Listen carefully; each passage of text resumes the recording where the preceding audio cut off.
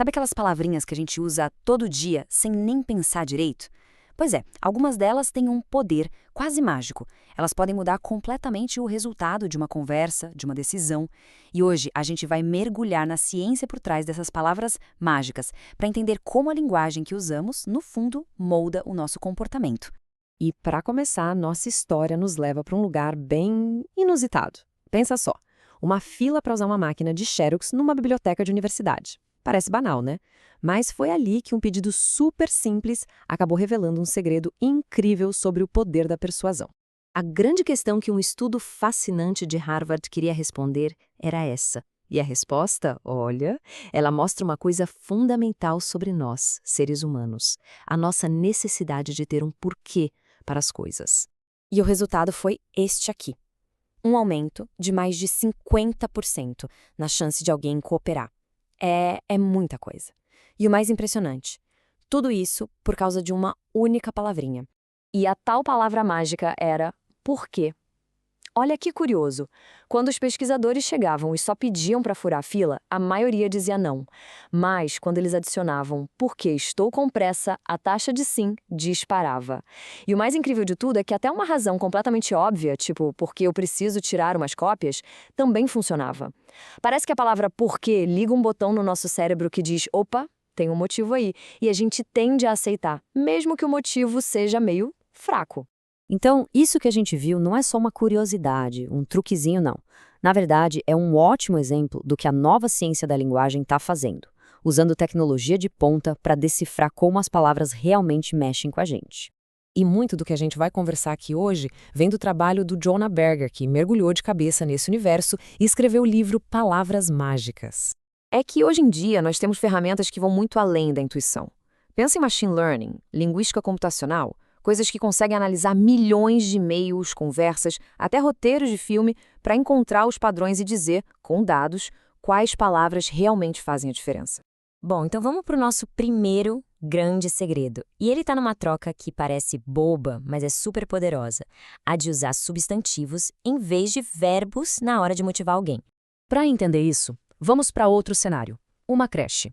O desafio ali era aquele clássico, né?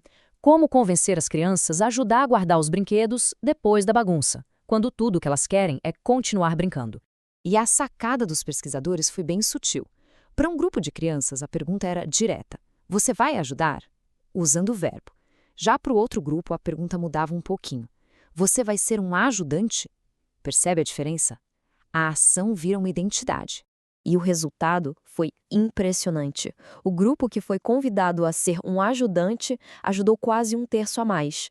É uma diferença gigante. E tudo por trocar uma palavra pela outra. Aí é que está o pulo do gato. Não é só sobre fazer uma tarefa. É sobre assumir uma identidade positiva.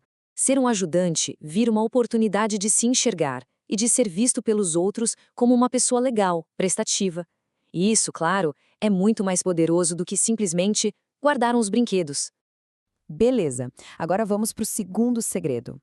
E se os substantivos ativam uma identidade nos outros, existem palavras que podem fortalecer a nossa própria identidade. E com isso, o nosso autocontrole. Pensa naquela sobremesa tentadora depois do almoço, ou na vontade de deixar uma tarefa para depois. Todo mundo passa por isso, né? Acontece que o jeito como dizemos não para nós mesmos pode ser o que define se vamos conseguir ou não resistir. Vamos comparar duas frases. Não posso dá a ideia de que alguma coisa externa está nos impedindo. É uma restrição. Parece que perdemos o controle. Agora, eu não quero? Isso muda tudo. Vira uma escolha interna. É uma afirmação de poder pessoal. A palavra central aqui é essa, autonomia. Quando a linguagem afirma nosso poder de escolha, a gente se sente mais forte. Num estudo, as pessoas que foram instruídas a dizer eu não quero tiveram o dobro de sucesso em resistir a uma barra de chocolate do que aquelas que usaram eu não posso. É o poder da escolha pessoal. Então, a gente já viu que substantivos podem criar identidade e que um simples não quero fortalece a nossa autonomia. Tá, mas e na prática? Como usamos essa mágica no dia a dia? O resumo da ópera é o seguinte. Primeiro, para motivar outras pessoas, ative a identidade delas. Use substantivos. Em vez de pedir para alguém liderar, peça para a pessoa ser um líder. Segundo, para se motivar, use o eu não quero em vez de eu não posso, para reforçar que a escolha é sua. E terceiro, talvez o mais importante de tudo, comece a prestar atenção. Ouça a magia nas pequenas palavras que todo mundo usa. Elas dizem muito mais do que a gente imagina.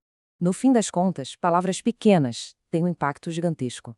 A linguagem que usamos todos os dias está construindo a nossa realidade, muitas vezes sem a gente nem perceber. Fica aí a pergunta: que tipo de mágica as palavras que usamos estão criando por aí?